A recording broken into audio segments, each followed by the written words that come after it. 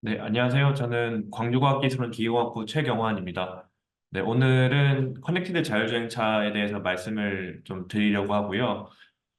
자율주행차에 대해서는 요즘 얘기가 여기저기서 많이 나와서 아마 좀 익숙하실 것 같은데, 커넥티드 자율주행차라는 것은 아직 본격적으로 도입되지도 않았고, 그다음에 아직 갈 길이 멀기 때문에 오늘은 이제 커넥티드 자율주행차에 대한 개념 소개, 그리고 어떠한 문제들이 있는지, 어떠한 제어 문제들이 있는지, 그걸 풀 수 있는 방법들은 어떤 것인지, 그리고 어떤 접근 방법으로 해야 효과적으로 문제를 풀 수 있을지에 대해서 어떻게 보면 소개하는 네, 웨비나라고 생각해 주시면 될 것 같습니다.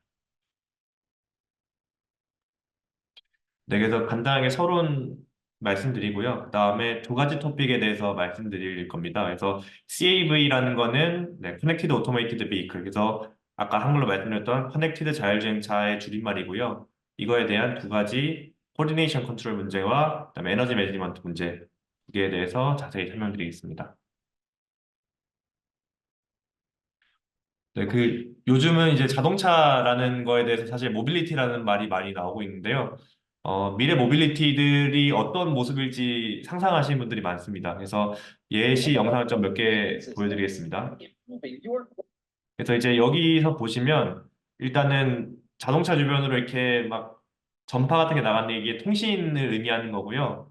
그래서 서로 정보를 주고받는 그런 상황이 되겠죠. 지금은 네, 차들이 가고 있다가 이거는 이제 현재의 교통을 얘기하는 거고요. 만약에 차들이 서로 정보를 주고받으면서 의도를 나눌 수 있다면 의도가 동일한 차들끼리는 동일한 오퍼레이션을 할 수 있기 때문에 서로 교통체증이 없어지고 아주 빠르게 갈 수 있을 거라고 거의 한 10년 전에 이렇게 미리 예측한 그림이고요.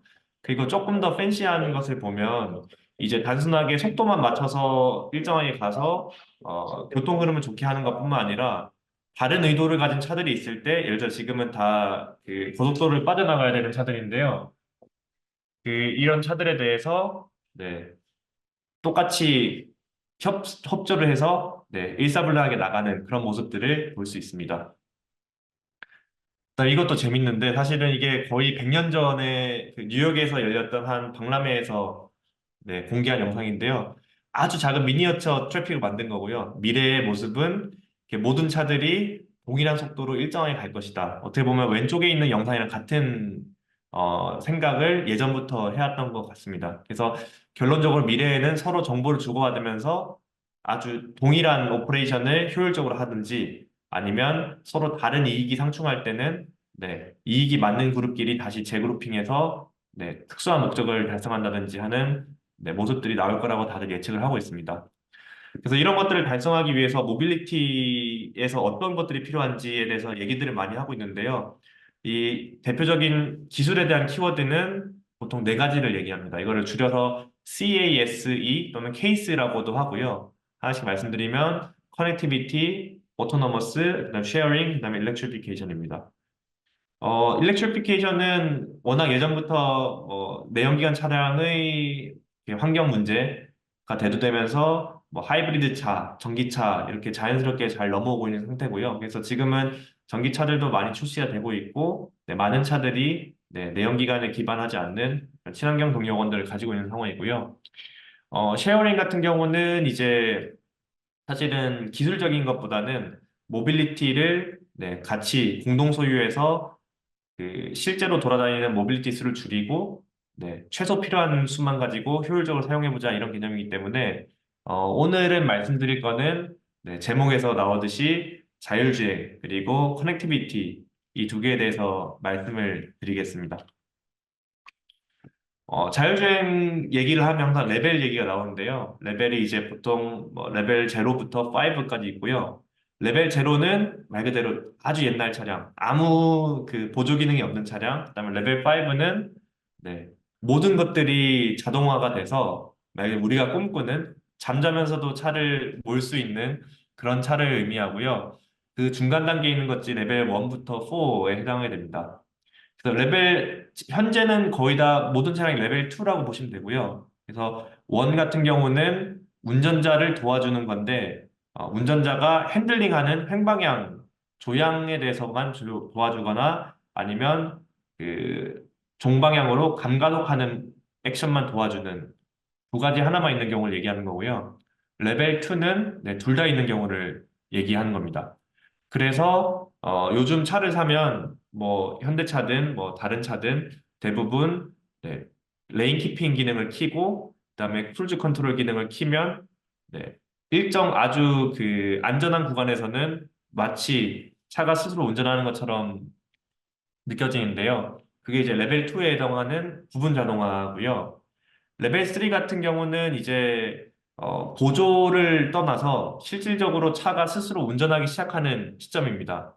하지만 이게 책임 소재가 문제인데 만약에 차가 아주 위험한 상황을 만났다고 하면 언제든지 운전자가 그 차를 다시 테이크오버해서 운전할 준비가 돼 있어야 되는 상황이고요.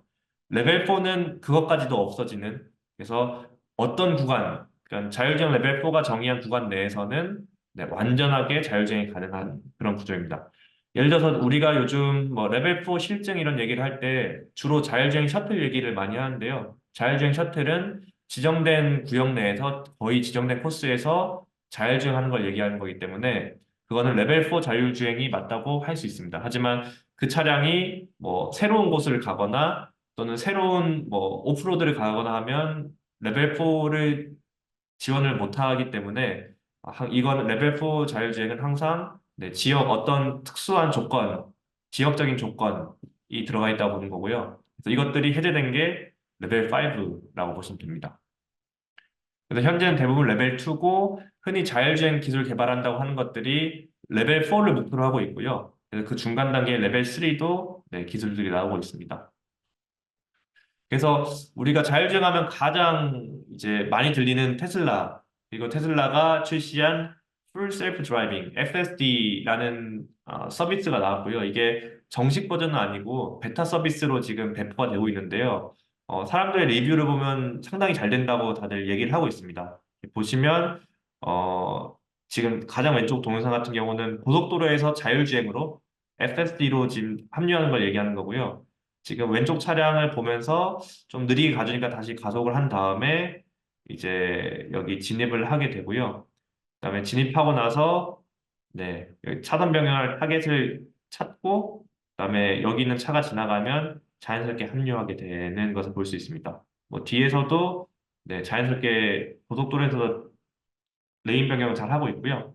그다음에 이 주행 같은 경우는 제법 어려운, 사람이 하기도 어려운 좀 그 곡선이 많은 좁은 도로인데요. 여기서도 네, 마치 사람이 아주 능숙한 사람이 하는 것처럼 스스로 네, 경로를 예측하고 판단해서 제어를 하고 있는 것을 알 수 있습니다. 그다음에 마지막 경우도 보시면 이게 좀 재밌는 경우인데요.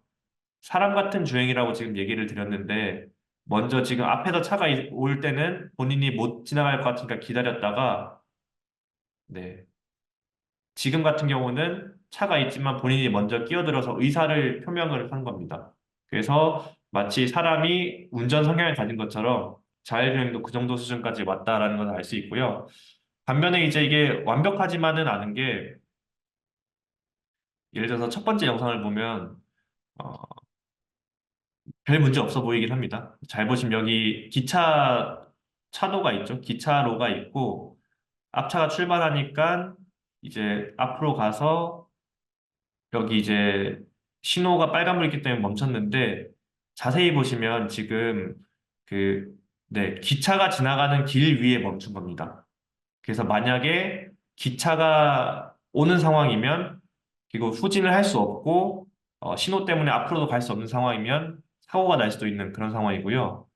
두 번째 같은 경우는 이제 차가 말 그대로 얼어버리는 상황인데 이 차가 조금 삐져나와 있는 이 경우를 가지고 네, 장애물이라고 인식하고 아예 멈춰버리는 그런 상황입니다. 이때는 운전자가 개입을 해서 네, 풀어줘야 되는 상황이고요. 마지막 같은 경우는 지금 차를 보면 시속 45의 속도 제한이 있다고 판단을 했고, 근데 시속 90으로 달리고 있습니다. 죄송합니다. 시속이 아니고 네, 마일입니다. 마일 파워인데, 근데 사실은 이 도로가 시속 60마일 퍼 아워의 도로였기 때문에 오류를 두 개나 범한 겁니다. 그래서 아무리 자율주행이 잘 되고 있지만 여전히 네, 어려운 점은 가지고 있다라는 것을 알 수 있고요. 테슬라 같은 경우는 레벨 4처럼 보이지만, 네, 뭐, 말로는 레벨 2라고 하고 있습니다. 왜냐하면 사람의 그 개입을 항상 염두에 두고 얘기를 하는 것 같습니다. 그래서 자율주행 같은 경우는 그 원리를 보실 때 크게 세 개를 많이 얘기하는데요. 이게 아주 간단하게 쉽게 설명한 그림입니다. 그래서 먼저 네, 인지를 하고 주변 상황 인지를 하고 그다음에 어떻게 움직일지 생각 또는 판단을 하고 그 생각을 그대로 실현하도록 행동을 하는 네, 제어를 하는 그런 그림인데요. 이걸 조금만 더 세분화하면 네, 이런 단계로 나뉘게 됩니다. 그래서 자율 중에서 들어가 있는 카메라, 레이더, 라이다, GPS 등등의 센서로 정보를 받아온 다음에 여기서 인지 퍼셉션을 하게 되는 거죠.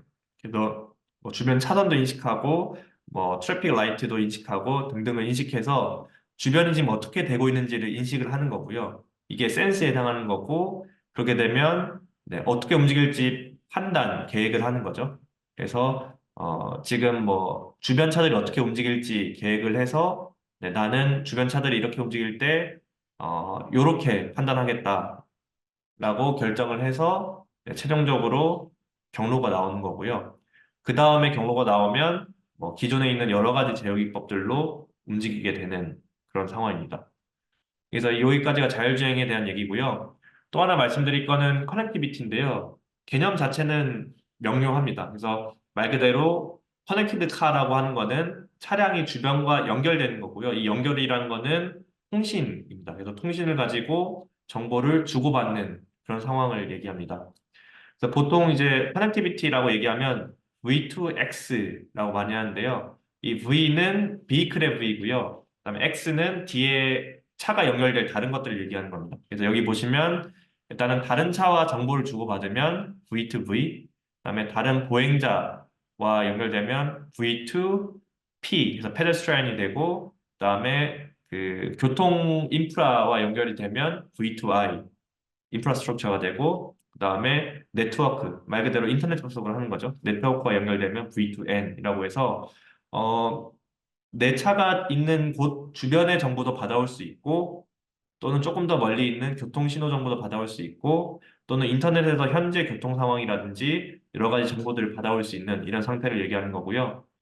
예전에는 이게 별도의 인프라를 설치해서 근거리 통신망을 이용해서 통신했었는데 점점 기술은 뭐 LTE나 5G와 같이 이동 통신을 이용해서 마치 우리가 핸드폰 하듯이 정보를 주고받는 그런 기술 체제로 넘어가고 있는 상태입니다. 그래서 만약에 자율주행차가 커넥티비티가 탑재가 되면 원래는 앞서서 보신 것처럼 네, 여기 있는 모든 판단을 위한 인지 정보들은 자율주행차가 스스로 가지고 있는 센서들에 의존하게 됐지만 만약에 커넥티비티가 가능하면 네, 본인 차 정보뿐만 아니라 다른 차 정보, 교통신호 정보, 그다음에 더 멀리 나간 교통량 정보, 주변에 있는 사람 정보까지 받아올 수 있어서 많은 양의 정보를 가지고 있고요. 가지게 되고요. 그리고 자율주행이 원래 제공하는 차가 스스로 결정해서 움직이게 될 수 있는 높은 제어 자율도를 이용하면 모빌리티, 그러니까 이제 크게 말하면 모빌리티가 가지고 있는 잠재력, 그러니까 뭐 안전이라든지 효율 등을 극대화할 수 있는 포텐셜이 있습니다. 근데 아까 말씀드린 것처럼 이거는 이제 앞으로 나아가야 할 방향이고요. 실제로 아직 이런 차들이 나온 거는 거의 없다고 보시면 됩니다. 그래서 그럼에도 불구하고 우리가 이런 차들이 나왔을 때 어떤 형태의 운용, 제어가 가능할지는 많이 상상을 하고 있고, 그리고 또 많은 선행 연구를 하고 있습니다. 예를 들면, 차들이 송신이 되고 서로 다 자율주행이 되면 고속도로에서 처음에 영상 보여드린 것처럼 일정한 속도로 모두 다, 네, 협조적으로 가는 것도 가능하고요. 그 다음에, 여기 있는 하얀 차가 만약에 2차선으로 레인 변경, 차선 변경하고 싶을 때 빨간 차의 의도를 모르면 빨간 차의 눈치를 엄청나게 봐야 되지만 만약에 하얀 차가 차선 변경 의도를 줄 수 있으면 빨간 차가 혹시나 가속하려고 하더라도 가속하지 않고 기다려줄 수도 있는 거고요. 아니면 빨간 차가 또 다른 이유 때문에 빨리 가야 되는 상황이면 반대로 하얀 차한테 조금 더 기다리라고 얘기를 할 수 있겠죠. 동일한 상황이 밑에 있는 교차로에서 발생할 수도 있고요. 그다음에 이렇게 큰 차가 있는 경우 네, 시야가 안 보여서 그 오버테이킹, 그러니까 이제 추월하는 게 불가능하지만 만약에 앞차한테 추월하겠다는 정보도 주고 반대편에서 달려오는 차량도 없다라는 게 확인이 되면 이렇게 오버테이킹도 가능할 거고요. 그다음 차선 합류도 가능하고 해서 어떻게 보면 그 마치 사람이 서로 협력해서 조직을 이끌어가는 것처럼 그런 것들이 실제 도로에서 나타날 수 있다라는 게 모두의 이런 생각입니다. 그래서 이 커넥티비티가 들어간 자율주행차가 실제로 얼마나 효과 있을지는 연구로 많이 하고 있지만, 제한적으로 실증을 하고 있는 곳이 있습니다. 예를 들면, 뭐, 미국에서는 이제 FCC, 그러니까 Federal Communication Commission이라는 곳에서는, 이게 나중에 커넥티드 카를 위해서, 그 이동통신을 이용하는 셀룰러 V2X 통신 기술을 승인하기도 했고요. 그 다음에 거기에 앞서서 아우디는 버지니아에서 이 본인 차들의 커넥티비티를 넣어서 서로 드라이버한테 필요한 정보도 제공하고 그걸 통해서 교통 흐름이 좋아진다든지 에너지 소모가 줄어든다든지 등등을 확인했고요. 포드도 중국에서 비슷한 실증을 한 적이 있습니다. 그래서 커넥티드 자율주행차가 나오기는 멀었지만 나온다면 우리한테 도움을 줄 거라는 것은 다들 긍정적으로 보고 있고요. 우리나라에서도 현대차가 좀 시도를 한 게 있습니다. 이거는 그 현대에서 만든 액시언트라는 상용 트럭이고요. 이 트럭이 이제 고속도로에서 서로 통신을 하면서 구동을 한 걸 얘기하는 겁니다. 그래서 지금 세 개의 차량이 서로 이제 군집 주행을 하기로 약속을 한 거고요. 리딩하는 첫 번째 차량이 합류하라고 이제 요청을 하니까 뒤에 차량이 서로 합류해서 최소 필요한 거리를 유지하면서 가는 것을 알 수 있습니다. 그리고 뒤에 보시면 이제 만약에 이 군집 주행 사이에 다른 차들이 끼어들게 되면 잠깐 이 군집을 해제했다가 다시 컷아웃을 하고 나가게 되면 네, 다시 유지하는 것을 알 수 있습니다. 그래서 현재까지는 커넥티드 자율주행차 CAV에 대해서 다들 아주 최소한의 검증 정도를 한 상태고요. 앞으로 이제 많은 기술 개발이 필요하고 그걸 통해서 이제 뭐 아마도 2030년대 정도에는 제가 말씀드린 그런 수준의 CAV가 나올 거라 보고 있는데요. 어쨌든 이런 CAV가 도입이 되게 되면 오퍼레이션 하기 위한 크게 5개의 요소가 있습니다.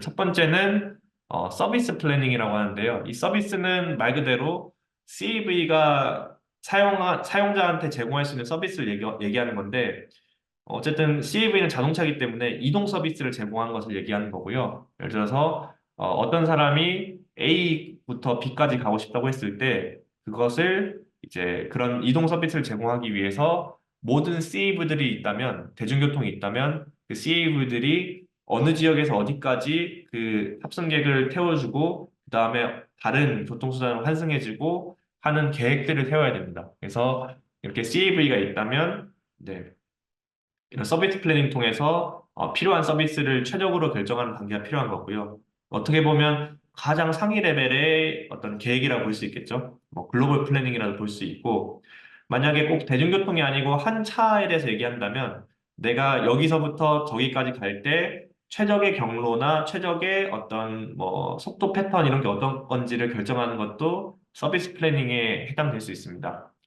그렇게 이제 각 차들이 각자의 목적을, 계획된 서비스 목적을 가지고 도로에 나오게 되면, 그러면 순간순간 그 목적을 이루기 위해서 이제 각자 의도를 가지고 있을 건데, 그 의도가 달라지는 경우가 있습니다. 예를 들어서, 하얀 차는 지금 정해진 서비스 플랜을 따르기 위해서 이쪽 차선으로 나가야 되는데, 그러려면 내가 가려는 움직임과 빨간 차가 직진하려는 것 두 개의 의도가 충돌하기 때문에 서로 다른 의도를 가진 차들이 의견 조율을 해서 필요한 그 공동체가 좋아할 수 있는 어떤 그 타협을 하게 되는 과정을 코디네이션 컨트롤이라고 하게 되고요. 이런 과정들이 반드시 이제 로컬하게 필요하게 됩니다. 그리고 이 과정을 거치면 이 차들이 서로 타협을 해서 어떤 경로로 갈지 로컬하게 결정이 되게 되고요. 그러면 그 경로를 잘 따르기 위해서 차량 제어를 잘 해야 됩니다.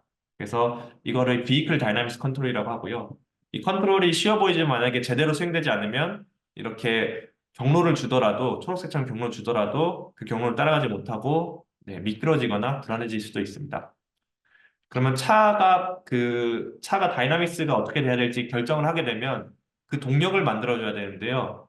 그럼 만약에 차에 동력원이 여러 개 있다. 뭐 하이브리드 차 같은 경우는 모터 엔진, 수소전기차 같은 경우에는 뭐 연료전지, 배터리, 듀얼 모터 전기차 같은 경우는 전륜 모터, 후륜 모터가 있으면 그 복수계의 에너지원 또는 동력원들이 어떻게 동력 분배를 해야지 가장 좋은 동력 성능을 줄 것인지 또는 에너지 효율을 줄 것인지 결정하는 게 이 파워트레인 컨트롤이고요. 이것까지 결정되면 결국에 최종적으로 액추에이터에 해당하는 네, 일렉트릭 머신, 그러니까 전기 모터죠. 모터 컨트롤하는 것까지 다 수행이 돼야 됩니다. 그래서 어떻게 보면 앞서서 자율주행 개념 설명드릴 때 인지 판단 제어 중에서 인지는 여기서 사실 드러나와 있지는 않고요. 판단이 2번에 해당하는 것이라 보면 되고 제어가 3, 4, 5번에 해당한다고 보시면 되는데요. 조금 더 디테일하게 나눈 개념이라고 보시면 되겠습니다. 현재 제가 이제 운영하는 연구실에서는 2번부터 4번, 5번까지 분야에 대해서 연구를 하고 있는데 오늘 주로 말씀드릴 거는 네, 2번인 코디네이션 컨트롤과 4번인 파워트레인 컨트롤에 대해서 말씀드리겠습니다. 그래서 만약에 코디네이션 컨트롤을 잘하면, 옵티멀하게 잘하면, 당연히 이제 도로상에서 서로 이제 삐걱대지 않고 모두 원활하게 움직일 거기 때문에 이득이 많이 있을 수 있습니다. 예를 들어서, 한 예시를 보면, 이 교차로에서 신호가 있는데 각 차들이 신호 정보를 받아서 만약에 빨간불을 최대한 피하고 초록불일 경우에만 초록불일 경로만 잘 따져서 멈춤 없이 지나간다고 했을 때 예를 들어서 여기 보시면 이 신호등에 대해서 이게 시간축이라고 하면 초록불이 됐다가 빨간불이 됐다가 초록불이 되는 그런 타이밍이 있을 건데 앞에 있는 두 차는 이 초록불일 때 지나가도록 서로 협조 제어를 하고 뒤에 있는 차는 빨간불이 어차피 곧 오기 때문에 아주 천천히 가서 네, 그다음 초록불 떴을 때 바로 지나가도록 이렇게 서로 상호 조율하면서 교차로 지나게 되면 최대 효율이 30%까지 개선될 수 있다라는 네, 연구들이 있습니다. 그리고 아예 신호가 없는, 그 만약에 신호등이 없는 그런 교차로 같은 경우에는 서로 더 의사소통을 잘해야 됩니다. 그러면 왜냐하면 이거를 통제해주는 신호가 없기 때문에 모든 차들이 눈치를 보면서 가야 되는데 만약에 서로 정보를 주고받을 수 있다고 한다면 네, 순서를 잘 정해서 먼저 지나갈 차들을 먼저 지나가고 조금 감속할 차들 감속하고 하게 되면 서로 스탑하지 않고 다 이 교차로를 지나갈 수 있겠죠. 그게 가능하다고 하면 전체 차의 효율이 50%까지 올라갈 수도 있다라는 연구가 있고요. 그다음에 아까 제가 현대 액시언트 가지고 예제를 보여드렸지만 그런 협조적인 그 군집 제어를 잘 하게 되면 마찬가지로 네, 효율 상승이 최대 50%까지도 가능하다라는 결과가 있습니다. 그래서 이 코디네이션 컨트롤을 아주 잘하는 것은 매우 중요하다라는 것을 먼저 말씀드리고요. 이 코디네이션 컨트롤은 물론 방법이 아주 많지만 크게 세 가지의 접근 방법이 있습니다. 첫 번째는 게임 티어리 기반의 방법, 두 번째는 옵티멀 컨트롤 기반의 방법, 세 번째는 데이터 드리븐 방법이 있는데요. 물론 이 세 개의 방법 같은 경우는 다 네, 많은 연구들이 있지만 오늘은 제가 집중적으로 말씀드릴 거는 옵티멀 컨트롤 어프로치랑 그다음에 데이터 드리븐 어프로치입니다. 옵티멀 컨트롤 어프로치는 사실은 명료합니다. 왜냐하면 우리가 코디네이션 하려고 하는 상황을 이렇게 정의를 하고 그 정의된 상황에 대해서 성능을 높일 수 있는 옵티멀 컨트롤 프로블럼을 정의하고 그것을 옵티멀 컨트롤 티어리 또는 여러 가지 테크닉을 이용해서 풀면 되는 문제입니다. 그래서 어떻게 보면 문제 정의만 잘 되면 가장 쉽게 그리고 문제를 잘 풀 수 있으면 가장 용이하게 접근할 수 있는 방법이고요. 데이터 드리븐은 말 그대로 이제 데이터를 쌓아서 그걸 가지고 어떤 모델을 학습하고 그 모델을 가지고 이 문제를 풀겠다라는 건데요. 데이터 드리븐 이제 코디네이션 컨트롤에 적용 가능한 방법은 대표적으로 두 개가 있습니다. 그래서 reinforcement learning, 그러니까 강화학습이 있고요. 그다음에 imitation learning, 모방학습이 있는데요. 강화학습 같은 경우는 에이전트가 환경 속에서 직접 트라이얼 에러를 하면서 스스로 지식을 깨쳐가는 거고요. 이미테이션 러닝은 뭐 사람과 같은 어떤 전문가가 있어서 그 전문가의 패턴을 말 그대로 모방해서 지식을 저장하는 겁니다. 그러니까 표현한다고 보면 되겠죠. 그래서 이미테이션 러닝 같은 경우는 만약에 전문가가 잘 있고 전문가가 이제 실질적으로 시범을 보인 환경에 대해서는 잘 적용이 되는데 새로운 환경이 나타나면 적용이 좀 어려운 문제가 있고요.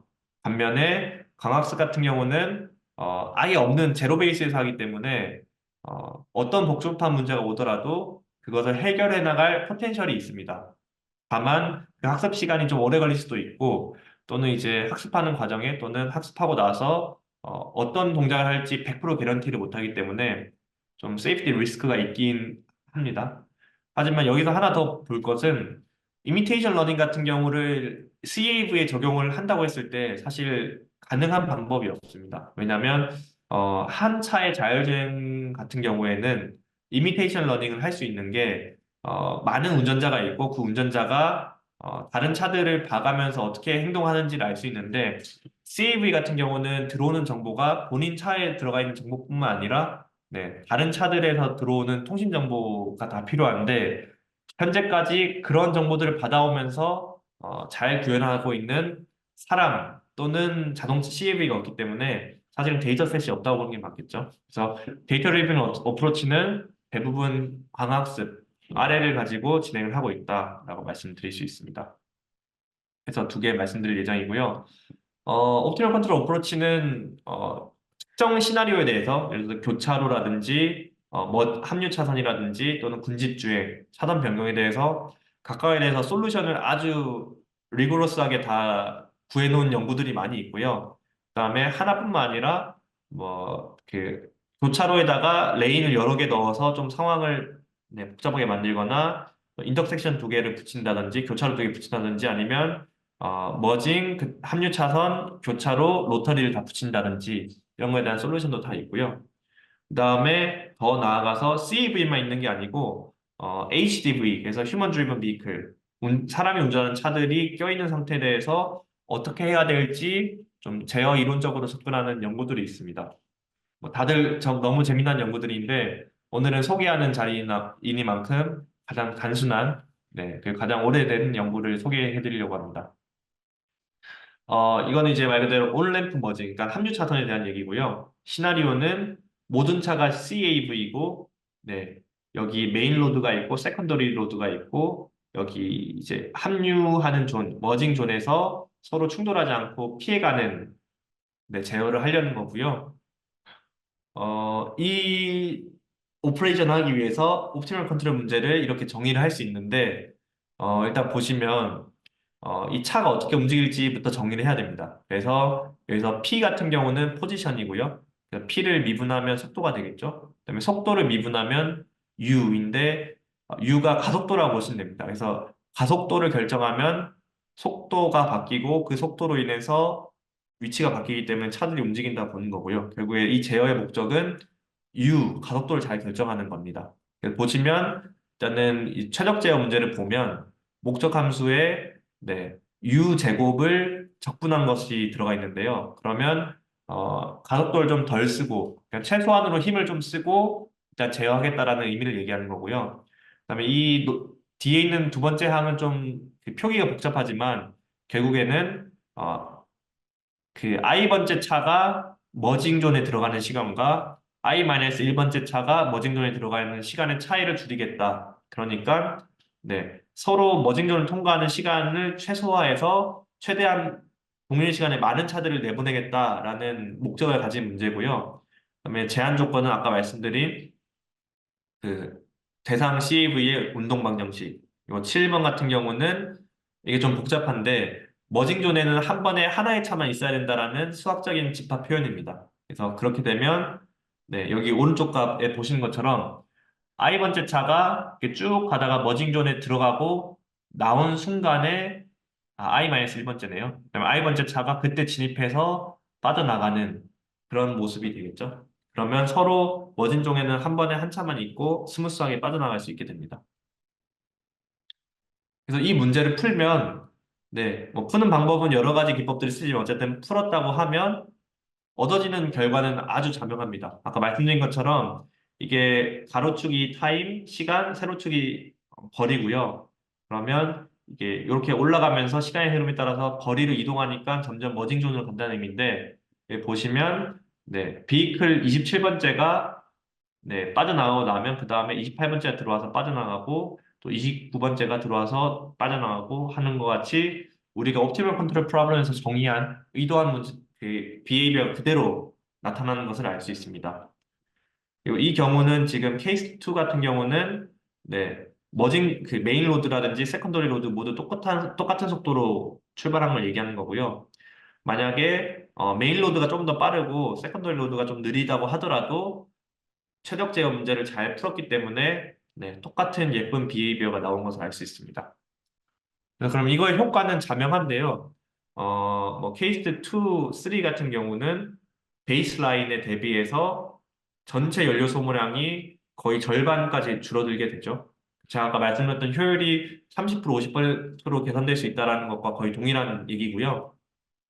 여기서 얘기하는 베이스라인은 흔히 우리가 지금 합류 차선에서 하고 있는 방법을 얘기하는 겁니다. 그래서 만약에 우리가 세컨더리 로드에 있는데 진입하고 싶은데 메인 로드 차가 너무 빨리 지나가서 내가 합류를 못하면 멈췄다가 차가 빠지고 나서 들어가는 그런 상황을 얘기한 거고요.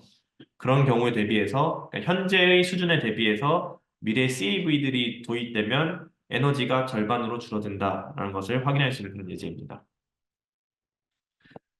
그럼 이제 데이터 드리븐으로 하는 방법도 말씀드릴 건데요. 아까 데이터 드리븐 대부분 강화학습, RL로 한다고 했고요. 그리고 CAV가 여러 대이기 때문에 멀티 에이전트 강화학습, 그래서 MARL이라고 뭐 말을 할 수 있습니다. 그래서 그 CAV를 위한 MARL 연구에 대해서 정리한 논문이 있는데요. 여기서 보면 키워드들이 뭐 Cooperative Motion Planning, 지금 우리가 얘기한 컨디션 컨트롤을 좀 다르게 표현한 거고요.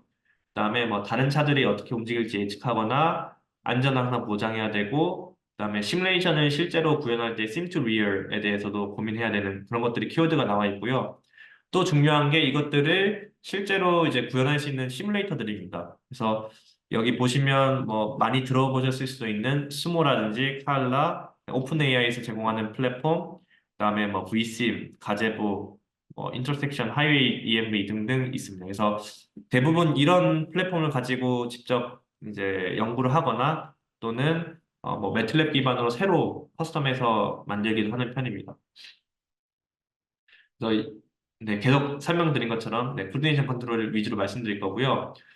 지금 말씀드리고자 하는 거는 아까 설명드린 옵티멀 컨트롤 어프로치를 그대로 데이터 드리븐으로 해서 강학습으로 푸는 방법을 말씀드릴 건데요. 재밌는 거는 동일한 연구 그룹이 아까 옵티멀 컨트롤로도 문제를 풀어보고 그다음에 이 18번 논문과 같이 강학습으로도 풀어본 그런 비교 연구가 됩니다. 그래서 강화학습 같은 경우는 아까 말씀드린 대로 에이전트가 환경 내에서 스스로 액션을 해 나가면서 본인이 좋다고 생각하는 액션을 해 나가면서 환경으로부터 이제 보상을 받고 상태 정보를 받아서 계속 학습해 나가는 그런 과정인데요. 그러면 환경을 아까 문제와 동일한 시나리오로 설정을 해 두고요. 액션은 아까 컨트롤 인풋이었던 U 또는 가속도가 되겠죠. 그러면 이 U에 의해서 CAV, 본인과 다른 차들의 속도와 위치가 바뀔 거고요.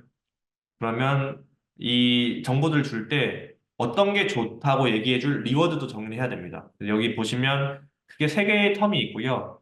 스피드 관련된 텀, 그 다음에 후방 충돌을 하지 않기 위한 텀, 그 다음에 그 측면 충돌을 하지 않기 위한 텀인데요. 후방 충돌은 이제 메인 로드 내나 세컨더리 로드 내에서 충돌하지 않는 걸 얘기하는 거고, 이 측면, 레터럴 측면 충돌은 이 머징존에서의 충돌을 얘기합니다. 그래서 이것들이 어떻게 정의되는지를 보면 아까 보여드렸던 그 옵티멀 컨트롤 문제에서 사실은 좀 더 자세히 써보면 여기 뭐 컨트롤 인풋 U가 R이라는 집합에 있어야 된다고 정의가 돼 있고 이 R은 어떤 거다라고 얘기도 나와 있고요. 그다음에 constraint 7번에 대한 얘기도 있는데 보시면 이 컨트롤 인풋의 집합인 R에 대해서 봤을 때 속도가 특정 범위 내에 있어야 된다라는 조건이 있습니다. 그래서 이것을 리워드 형태로 변환해서 넣은 거고요. 그다음에 앞에 있는 차는 뒤에 있는 차와 델타만큼의 거리를 유지해야 된다. 최소한에 대한 조건을 이 두 번째 텀으로 넣은 거고요. 그다음에 원래 머징존에서는 한 번에 한 차만 들어가야 된다라는 수학적 조건을 조금 완화해서 이 세 번째 텀으로 넣은 겁니다. 어떻게 보면 이 옵티멀 컨트롤 프로그램에 있는 컨스트레인트들을 이 보상으로 다 넣어서 거의 동일하게 오퍼레이션 하도록 의도를 한 것을 알 수 있습니다. 이 에이전트는 DDPG라는 알고리즘으로 구동을 했고요. 그래서 이게 보시면 러닝 프로세스는 다음과 같고 결과를 보시면 뭐 충돌하지 않고 다 이제 머징존을 지나가는 것을 알 수 있긴 한데 자세히 보시면 빨간 차가 이렇게 머징존에 들어왔을 때 나가기도 전에 이 마젠타 색깔의 차가 또 들어오고 계속해서 그렇게 되는 걸 볼 수 있습니다. 그래서 어떻게 보면 강화학습 같은 경우는 학습이 잘 되면 정해진 보상에 대해서는 좋은 결과를 낼 수 있긴 한데, 네. 이게 항상 옵티멀 컨트롤에서 이제 정확하게 제한하고자 하는 제한 조건들이 정확하게 표현이 되지는 않을 수도 있다라는 것을 확인할 수 있는 부분이고요. 그래서 그러면 우리가 이런 코디네이션 컨트롤을 옵티멀 컨트롤로 해야 될지, 데이터 드리븐으로 해야 될지라는 생각도 해볼 수 있는데, 지금 보여드린 비교 결과만 보면 옵티멀 컨트롤이 더 좋아 보입니다. 왜냐하면 네, 정확하게 문제를 정의했고 만족해야 될 조건들을 정의했기 때문에 그것을 네, 바탕으로 아주 바람직한 결과가 나온 결과고요. 강화학 같은 경우는 이제 충돌을 하지 않았지만 네, 뭐 이렇게 차 간의 거리라든지 이런 것들이 정확하게 레귤레이션 되진 않았기 때문에 어떻게 보면 옵티멀 컨트롤이 좋다라고 보여지기도 하는데 제가 드리고 싶은 말씀은 무엇이 좋다라기보다 각자 잘할 수 있는 부분을 네, 다루도록 하는 게 가장 베스트다라는 말씀을 하고 싶습니다. 왜냐하면 옵티멀 컨트롤은 그 접근 방법은 문제를 잘 정의할 수 있으면 풀기만 하면 아주 좋은데 문제를 정의할 수 없는 경우가 있습니다. 예를 들어서 디터미니스틱 하지 않은 어떤 그 팩터들이 들어간 경우가 있는데요. 그러면 이것을 정확한 숫자로 표현할 수 없기 때문에 옵티멀 컨트롤 문제를 정의할 수 없거나 정의하더라도 그 값을 지정할 수 없어서 솔루션이 안 나오는 경우도 있습니다. 그럴 경우에 데이터 드리븐 어프로치가 필요하고요. 이거에 대한 좋은 예시가 이제 19번 논문에 있는데, 예를 들어서, 똑같이 머진 케이스인데 CAV가 있고, 반대편 차선에 HDV, 휴먼 드리븐 비클이 온다고 했을 때, 휴먼 드리븐 비클과 충돌하지 않기 위한 CAV의 제어 문제를 아까처럼 정의를 해볼 수가 있고요. 여기 보면 그 컨스트레인트인 3번인 아까 보여드린 그 운동 방정식과 거의 동일한 거고 4번은 뭐 속도를 넣으면 안 된다라는 아까와 설명드린 동일한 문제고요. 그다음에 여기 목적 함수에 들어가 있는 L 같은 경우는 뭐 여러 개 보시면 되겠지만 결국에는 이 V1 또는 Z1 그러니까 CAV에 해당하는 위치나 속도 정보가 있고 또 Z2 또는 V2 그러니까 HDV에 대한 정보도 들어가게 됩니다. 근데 이것을 사실 휴먼 드리븐 비클이 어떻게 움직일지 모르기 때문에 이런 것들을 예측할 때 데이터 드리븐 어프로치가 필요한 거죠. 왜냐하면 이거는 디터미스틱하게 딱 정해지는 게 아니고 사람의 어떤 휴먼 팩터에 따라 결정되기 때문에 이렇게 휴먼 드리븐 비클의 비헤이비어를 예측해서 거기 옵티멀 컨트롤 프로그램을 적용을 하는 게 각자가 잘할 수 있는 부분을 네, 잘 하게 배분을 하는 거라고 알 수 있습니다. 앞으로는 뭐 옵티멀 컨트롤 어프로치만 해야 된다 이런 것도 아니고 무조건 모든 걸 데이터 드리븐으로 해야 되는 것도 아니고 각자가 잘할 수 있는 부분을 잘 분담시키는 게 CAV를 위한 효과적인 어프로치 중 하나라고 저는 생각을 하고 있습니다. 네, 두 번째는 이제 에너지 매니지먼트에 대해서 좀 짧게 소개를 드리려고 하는데요. 일단은 그 에너지 매니지먼트 앞에 프리딕티브라는 게 붙었습니다. 그래서 프리딕티브하게 비익을 컨트롤할 수 있는 게 여러 개가 있는데요. 어쨌든 뭐 시간 관계상 좀 이 부분 넘어가도록 하고요. 짧은 미래 또는 먼 미래를 예측해서 제어를 하면 네, 여러 가지 좋은 장점이 있다라는 것을 보여드린 자료였고요. 그래서 에너지 매니지먼트가 필요한 차량에 대해서 한번 생각을 해보면 결국에는 이제 전동화가 돼서 네, 최소한 한 개 이상의 동력원 또는 에너지원을 갖는 그런 차들을 얘기합니다. 그래서 뭐 각 차들에 대해서 어떤 특징이 있는지 설명할 시간은 좀 부족한 것 같아서 일단 핵심만 말씀드리면 하이브리드 차, 플러그인 하이브리드 차는 두 개의 동력원을 가지고 있습니다. 엔진과 모터. 그리고 수소 전기차는 네, 두 개의 에너지원을 가지고 있습니다. 그러니까 배터리와 연료전지. 그렇기 때문에 운전자가 똑같은 또는 자율주행이 똑같은 동력을 요구하더라도 그것을 나눠서 분배해서 가져올 수가 있는데요. 그 분배하는 것을 에너지 매니지먼트라고 합니다. 왜냐하면 분배하는 비율에 따라서 전체적인 효율이 달라지기 때문에 그 전기차가 만약에 모터가 하나만 있으면 분배할 게 없는데 모터가 두 개 있으면 분배를 할 수 있겠죠. 그래서 그런 차량에 대해서 복수개의 에너지 소스나 에너지원이나 동력원이 있을 경우에 에너지 매니지먼트가 필요하다라는 말씀인 거고요. 그래서 네, 그 대당 차량은 수소전기차나 하이브리드 차가 된다는 말씀이고요. 이걸 설명하기는 시간이 좀 부족한 것 같아서 제가 네, 오른쪽 옵티멀 에너지 매니지 문제 프로블럼으로 설명을 드리겠습니다. 그래서 여기 보시면 결국에는 하이브리드 차나 수소 전기차가 이제 사용할 연료 소모량을 줄이는 문제인데요. 여기 보시면 목적 함수에 mf-이 있습니다. 이걸 적분하게 되는데 mf-은 하이브리드 차 또는 수소 전기차가 운영할 때 수소 그 탱크 연료 탱크에서 순간적으로 나가는 연료량이기 때문에 이것을 적분하게 되면 총 연료 소모량이 되게 됩니다. 그래서 이걸 줄이게 되면 에너지를 제일 적게 쓰게 되는 거고요. T0부터 TN은 현재 시점부터 종료 시점까지의 네, 시간을 얘기하는 겁니다. 그 여기서 TENG는 엔진 토크를 얘기하는 건데요. 엔진 토크를 바꾸게 되면 요구되는 토크는 동일하기 때문에 모터 토크가 또 줄어들거나 늘어나게 되겠죠. 그래서 이게 결정 변수가 되고 그다음에 하이브리드 차를 설명하기 위한 뭐 배터리 SOC는 어떻게 해야 된다. 배터리 SOC는 이렇게 제한돼야 된다. 그다음에 엔진 토크와 모터 토크의 제한은 합은 이 차가 운전자나 자율주행이 요구하는 토크가 돼야 된다 등등을 정의를 할 수 있습니다. 그래서 이 문제를 풀면 하이브리드 차든 수소전기차든 효율을 가장 높일 수 있는 것이 가능한데 문제는 보시면 그 세 가지 대표적인 어려움이 있습니다. 그래서 뭐 첫 번째 문제는 잠깐 넘어가도록 하고요. 두 번째 넘어가고 세 번째 같은 경우는 네, 이 문제 자체에 T0부터 TN까지 모든 시점에 정보를 필요하기 때문에 미래 정보를 완벽하게 알아야지 이 문제를 풀 수 있다라는 단점이 있습니다. 단점보다는 한계가 되겠죠. 그리고 사실은 문제는 정의할 수 있는데 이 미래 정보를 모르기 때문에 풀 수가 없는 상황이 되는 거고요. 그래서 이제 기존의 방법들을 조금 짧게 살펴보면 뭐 현대, 그다음에 도요타 등등 포함해서 기존의 자동차 회사들 중에서는 네, 이 문제를 오프라인으로 시뮬레이션으로 풀게 됩니다. 왜냐하면 시뮬레이션에서는 미래에 어떻게 구동할지를 알게 되니까 타겟 사이클 정하고 이걸 풀게 되고요. 이 문제를 이제 다이나믹 프로그래밍이라는 것을 풀게 되면 옵티멀 솔루션이 나오게 되고요. 그러면 속도별로 뭐 요구 파워별로 어떨 때는 엔진을 안 쓰고 전기로만 가고 어떨 때는 엔진으로 가네 이런 것들을 분석을 하게 되면 조건별로 제어 룰을 만들 수가 있습니다.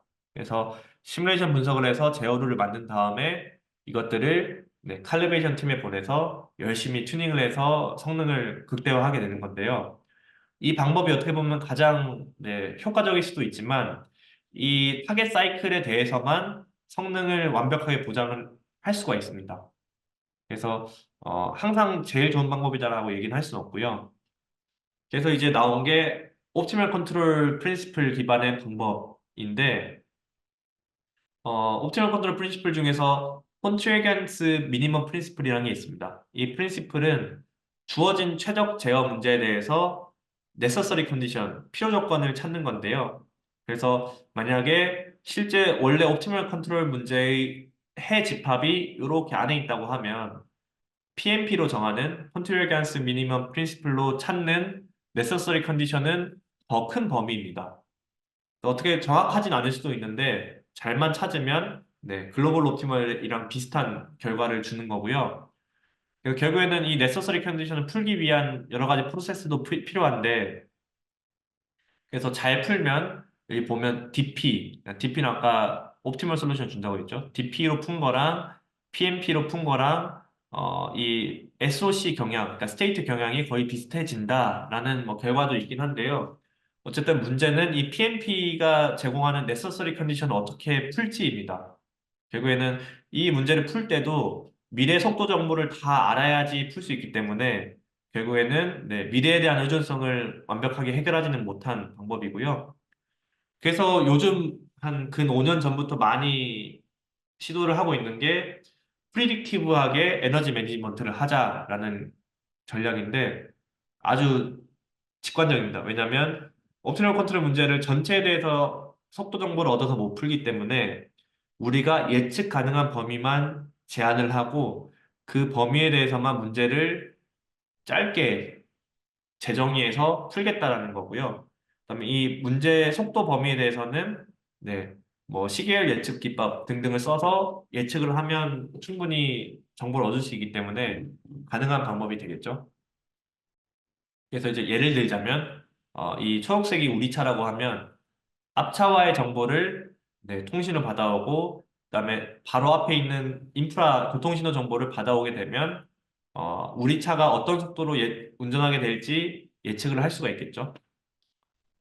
그렇게 될 경우, 네, 그렇게 되면 프리딕션만 정확하면 네, 제어가 아주 잘 될 수 있는데 문제를 보시면 이게 지금 프리딕션을 해본 예시 결과입니다. 그래서 이 그래프들에서 보면 파란색이 실제 속도고 빨간색이 예측한 속도인데 예측한 속도를 보면 거의 파란색이랑 붙어 있어서 잘 되네라고 생각할 수도 있지만 2초, 4초, 6초, 10초 넘어갈수록 파란색으로부터 빨간색이 많이 벗어나는 것을 알 수 있습니다. 그래서 어떻게 보면 운전이라는 거는 그 사람의 영향을 많이 받기 때문에 본인 차뿐만 아니라 앞차의 운전에도 영향을 많이 받기 때문에 단 10초의 예측이라고 하더라도 정확하게 하는 게 어렵다. 경향은 예측할 수 있어도 정확하게 예측하는 건 어렵다. 그래서 예측하는 시간도 짧고 그것마저도 부정확해서 성능이 네, 많이 제한될 수 있다라는 한계가 있었고요. 대신에 좀 더 멀리 보자라는 시도도 있었습니다. 멀리 보게 되면 대신에 이제 미래 차가 어떻게 움직이겠지만 정확하게 모르겠고 그 차가 속한 도로의 평균 속도로 미래 프로파일을 근사해 보자라는 그런 방법인데요.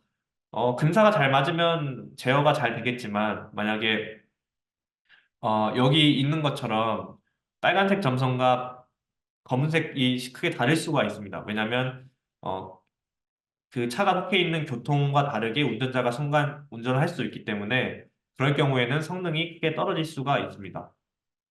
그래서 결론적으로는 최대한 많은 미래 정보를 가져오면서도 네, 미래 정보를 너무 훼손하지 않고 문제를 거의 옵티멀하게 풀 수 있는 실시간 리얼타임 프리딕티브 에너지 매니지먼트 PEM 전략이 필요하다라는 거고요.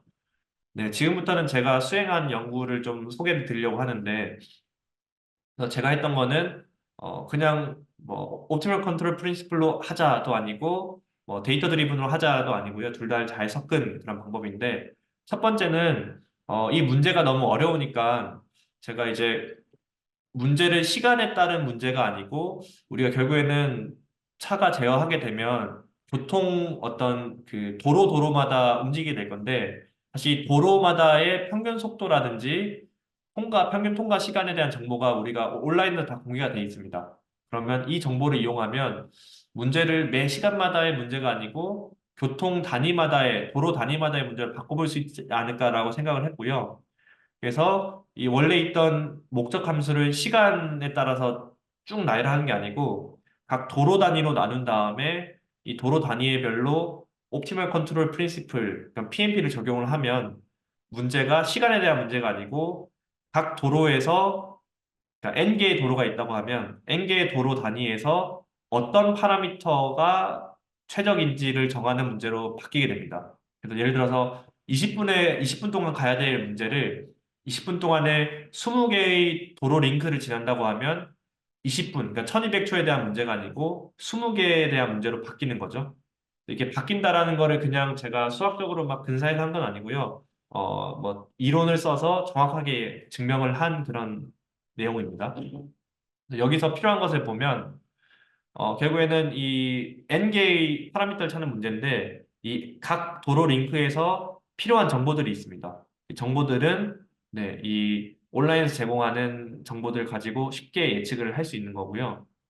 이게 왜 쉬워지냐면 원래는 예를 들어서 뭐 약 20분이면 1200초니까 1000초에 대한 문제고 각 1000초에 대해서 속도 프로파일을 다 알아야 되는 문제였다면 지금은 도로 단위의 문제로 바꿨기 때문에 오른쪽 그림과 같이 네, 도로 개수만큼의 디멘션으로 줄어들게 되고 각 도로에서 얼마만큼의 에너지를 쓸지 평균적으로 얼마 정도의 시간을 두고 지나가는지 정보만 알면 되기 때문에 훨씬 더 쉬워집니다. 그래서 파라미터 보시면 왼쪽은 시간에 대한 파라미터고요. 오른쪽은 한 도로 내에서 평균적으로 얼마의 에너지를 쓸지이기 때문에 평균화된 데이터이기 때문에 훨씬 더 예측도 쉬워집니다. 그래서 이런 어프로치는 이제 간략하게 검증을 해본 것도 있고요. 제가 지금 발표드린 내용은 사실은 이제 저널에서 지금 심사를 받고 있기 때문에 너무 많은 내용을 설명드리기 어렵지만 어쨌든 스모라는 교통 시뮬레이터에서 네, 검증을 해봤습니다. 그래서 이거는 모나코를 잘 모델링한 그런 로드 네트워크고요. 여기서 이 지역을 지나는 차들 정보를 뽑아서 그 차가 현대의 넥소다. 그리고 VTX가 있어서 교통정보를 받아올 수 있다고 치고 검증을 해봤습니다. 보면 미래 정보를 다 알고 있다고 치고 다이나믹 프로그래밍으로 푼 결과와 제가 말씀드린 네, 리얼타임 프리디क्티브 에너지 매니지먼트 기법과 비교를 해보면 연비는 조금 줄어드는데요. 한 0.8% 정도 줄어들고 연산 시간은 뭐 여기 99.99로 돼 있는데 사실은 뭐 5천분, 5만 분의 1 정도이기 때문에 사실 비교할 수 없는 수준의 연산량 감소입니다. 그래서 왼쪽 같은 경우는 10초니까 별로 안 걸린다고 생각할 수 있는데 이 10초를 매 0.1초마다 매 0.5초마다 돌릴 수는 없잖아요. 오프라인으로만 가능한 거죠. 그래서 결론적으로는 제한되는 예측 프리딕티브 에너지 매니지먼트 기법은 네, 거의 옵티멀 하면서도 네, 실시간 구현 가능하다라는 것을 말씀드리고요. 그래서 마지막으로 하나 말씀드릴 거는 컨트롤 티어리 기법이랑 데이터 드리븐 기법에 뭐 여기서는 AI로 설명되어 있지만 그것을 잘 결합해서 이득을 볼 수 있었다라는 내용인데요. 왜냐하면 옵티멀 컨트롤 프린시플을 이용해서 원래 시간에 대한 문제를 이론적으로 네, 명확하게 n개의 도로 문제로 바꿨고요. 그럼 이제 옵티멀 컨트롤 문제 자체가 디멘션을 많이 낮췄고 그렇게 되면 n개 디멘션의 문제이기 때문에 데이터 드리븐 어프로치가 해야 될 미래 정보에 대한 예측도 훨씬 더 쉬워지게 됩니다. 그러면 이 데이터 드리븐 어프로치는 다시 옵티멀 컨트롤 문제를 풀 수 있는 또 정보를 주기 때문에 서로 상호 보완을 해주게 되는 그런 개념인 거죠. 그래서 제가 앞서 말씀드린 코디네이션 컨트롤에서도 상호 보완이 필요하다는 게 지금 여기서도 하나의 예시로 보여드린 것입니다. 마지막으로 오늘 CAV 컨트롤 문제를 몇 개 소개해 드렸는데요. 결국에는 옵티멀 컨트롤로 접근해도 되고 데이터 드리븐을 써서 뭐 ML이나 AI 등등을 쓸 수 있는데 결국에는 이제 상황에 따라서 두 개를 적절하게 쓰는 게 필요하다라는 것을 한 번 더 강조드리고요. 그러한 방법이 지금 제가 이제 여기서 이끌고 있는 네, MIC 연구실에서의 접근 방법이기도 합니다. 네, 그럼 이상으로 발표를 마치겠습니다. 감사합니다. 네, 발표 감사합니다. 약 50분 정도 교수님께서 이제 강의해 주셨는데요. 오늘 주제와 관련해서 궁금하신 그 질문 있으신 분은 Q&A를 통해서 질문을 올려주시면 교수님께서 답변을 해주시겠습니다. 제가 한 가지 또 궁금한 게 있는데요. 그 네, 자율주행 레벨에서 완전 이제 자율주행 레벨이 레벨 5라고 이렇게 아까 그 PPT로 통해서 봤는데요. 네, 이 수준까지 도달을 하려면은 이제 도로 인프라가 중요할 것 같은데, 향후 네네. 레벨 5 수준에 도달하기 위해서는 어떤 이슈들을 좀 풀어가야 될까 궁금합니다. 어, 네. 레벨 5 같은 경우는 사실은 엄청나게 먼 시점이라, 일단 레벨 4 먼저 말씀을 드리면요.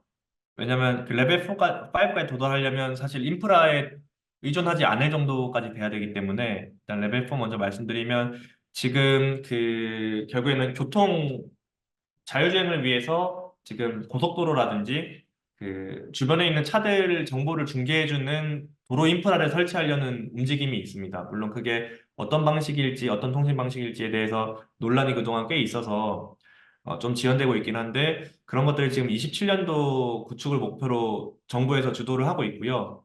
그게 차질 없이 진행된다면 마찬가지로 27년도 목표로 똑같이 지금 보험이라든지 여러 가지 법적인 제도들도 같이 개선이 되고 있어서 지금 희망적으로는 네, 27년부터 실증이 본격적으로 되고 30년도 정도에는 레벨 4 수준의 자율주행이 좀 제한적으로 돌아다닐 거라 보고 있고요. 그 다음에 레벨 5가 되려면 아까 말씀드린 것처럼 도로 인프라에 의존하지 않고 왜냐면 인프라가 설치 안 되는 그 지역도 있기 때문에 운전이 가능하기 때문에 그러면 이제 모든 차가 커넥티비티가 다 들어가야 되는 거죠. 도로 인프라, 그러니까 V2I뿐만 아니라 V2V도 가능해야 되는 거고요.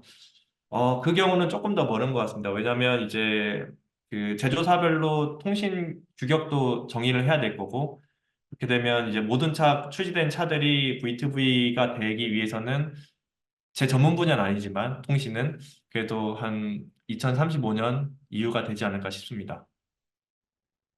네, 답변 감사합니다. 계속해서 질문에 대한 이제 답변을 이어가도록 하겠습니다. 지금 Q&A에 정석하님께서 질문을 올려주셨습니다. 아, 네. 질문 감사드립니다. 그 아이디어는 사실은 항상 얻기가 어려운데, 일단은 기존 연구들 많이 보게 되고요.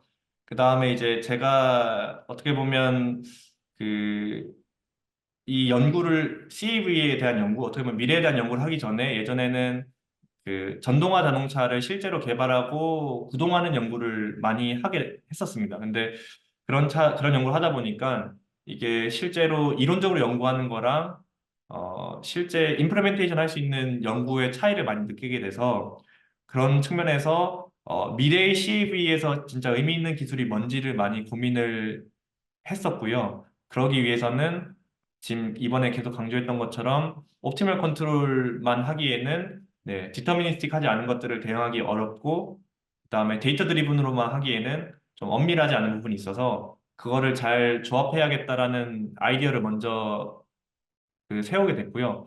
그거 기반으로 다른 연구 그룹들은 어떻게 하는지 살펴보면서 조금 디테일한 아이디어들을 빌딩하고 있는 것 같습니다. 질문 네, 감사합니다.